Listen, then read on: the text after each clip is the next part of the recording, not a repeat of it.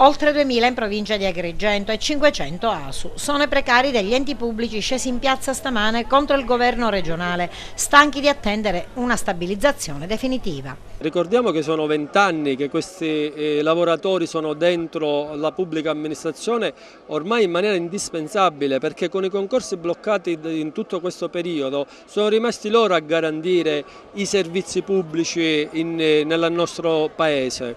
Sono 20 anni che vengono sfruttati oltre che utilizzati con 600-700 euro al mese. Sono 20 anni che non hanno nessuna garanzia allo scadere del contratto di ogni 31 dicembre per il prossimo anno. Sono 20 anni che stanno dietro alle difficoltà quotidiane perché le banche non gli possono riconoscere un minimo di credito con questi contratti precari. Sono 20 anni che si soffre dietro alla pubblica amministrazione. Il governo regionale deve incominciare a ragionare di come mettere un punto definitivo. Bisogna storicizzare le spese di queste persone per far sì che i comuni, avendo un minimo di garanzia dei contributi regionali, possano davvero metterli negli organici. Chiedono con urgenza l'istituzione di una cabina di regia con tutti i soggetti interessati, autonomie locali, ANGE e organizzazioni sindacali, per concretizzare processi di stabilizzazione e consentire nelle more le proroghe fino al 31 dicembre 2016. Noi chiediamo garanzie per i lavoratori precari, per tutto il comparto della funzione pubblica,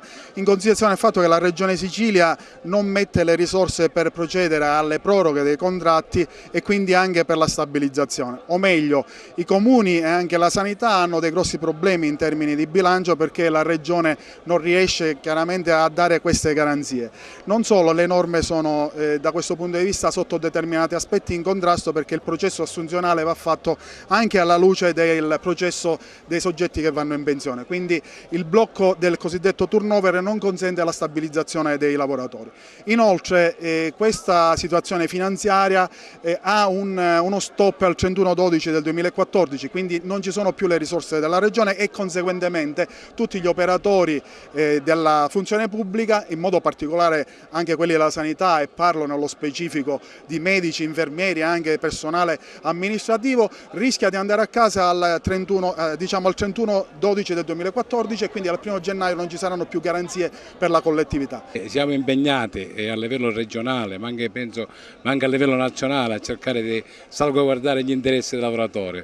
Con un governo così, che non ti doveva arrivare con un governo regionale a questa data avere queste problematiche, perché qui abbiamo lavoratori che da 20 anni o da 25 anni sono precari e sicuramente nessuno si può assumere la responsabilità di andare a casa padre di famiglia.